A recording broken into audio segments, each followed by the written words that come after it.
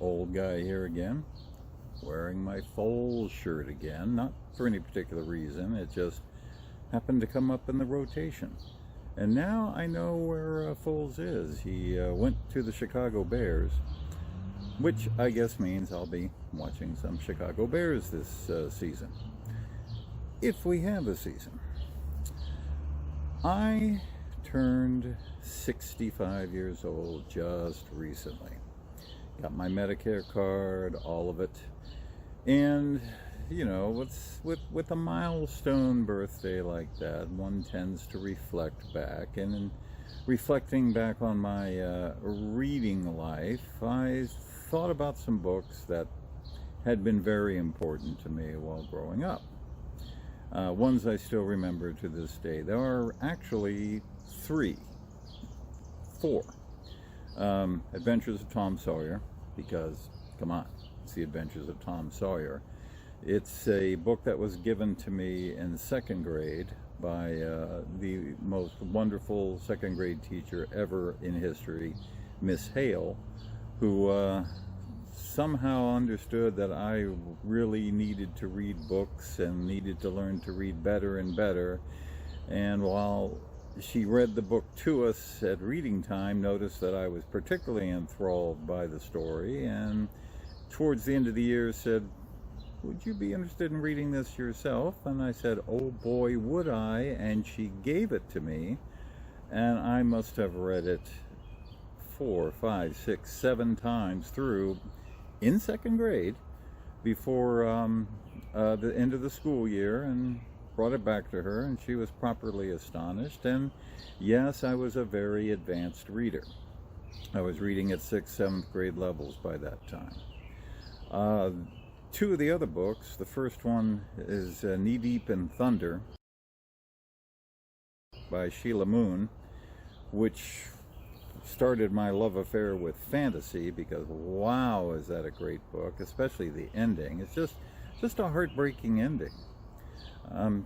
Pick it up. It's kind of, I think it's hard to find, it's out of print, but if you can, just give it a read. The other one was something called The Forgotten Door by Christopher Key.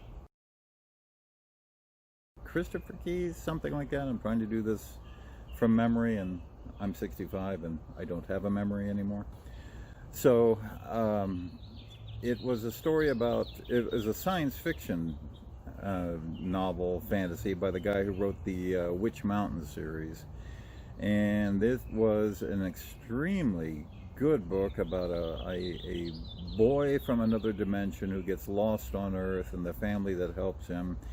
And I just loved it. It was a great story. But the one book that has remained with me forever since that time, since I was about 13 years old, is this one. The Little Shepherd of Kingdom Come by John Fox Jr.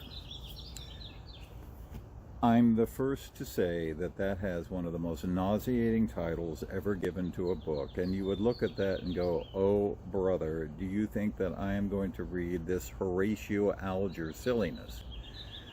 Well, it's not really Horatio Alger silliness. It is actually a very mature and very detailed story set during the Civil War in Kentucky.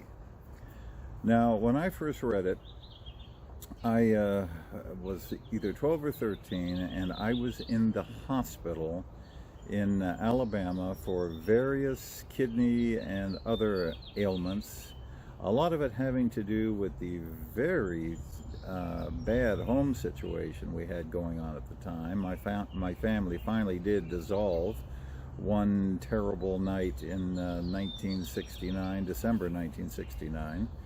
And you know, that's a whole different thing, a whole different story, which elements of which may be found in some books that, you know, I've written.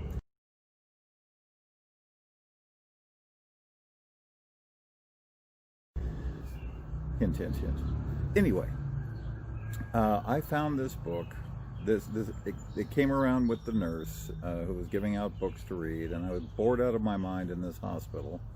And I had to be there for tests and everything to find out what was wrong with my kidneys.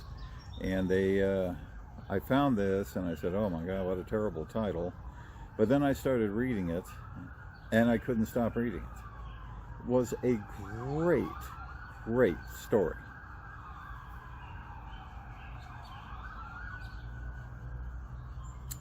That is the background music that you find here in Virginia, in the Shenandoah Valley, all the time. So at any rate, I read it and just loved it, and found a copy, and in fact kept that copy. And through the years, as I would lose a copy, I'd always find another copy of it somewhere. This one I think I found in a Goodwill store somewhere and grabbed it. And every time I find a copy, I buy it because it's a book that I just love that much. So what is the story about? It's about an orphan named Chad Buford who loses his family to probably smallpox, and then has to make his way through the Kingdom Come area of Kentucky, which is up in the hills, living by his wits, finding people that take him in, until he finally ends up down in, I think it's Lexington, Virginia, or Kentucky, and becomes attached to a very important family, and is sent to school and becomes just a superb gentleman, and then who makes a decision in keeping with his consciousness that puts him at odds with every other person he ever every other person he grew up with, and decides to join the Union Army when practically everybody else that he knows goes the Confederate side. And it is heartrending. It is tragic. And the last scene of the book where Chad just has to go, man, that has always stayed with me and has always been an example of the type of courage that I had hoped to express throughout my whole life. So every year that my birthday comes along, I try to read it again. I've kind of fallen down on it the last couple of times because I'm right in the middle of a bunch of other things that I want to read, and you know, I'm 65, and how much more time do I actually have? So you got to get all this stuff done as much as you can. The writer of the book, John Fox, was quite the guy in his time. He was a newspaper writer, and he was in the Spanish-American War, rode with the Rough Riders, won a lot of awards, and in fact this book was the first million seller, The Little Shepherd. And you've never even really heard of it today, which is the thing about the shelf lives of books. So if you get a chance, if you run across it, I mean, don't stop what you're doing to read it, but don't dismiss it either. Pick it up, read it, and you'll be surprised at how well it's written, and actually how tragic the story is. So that's my 65th birthday present to you all. Old guy here. See you later.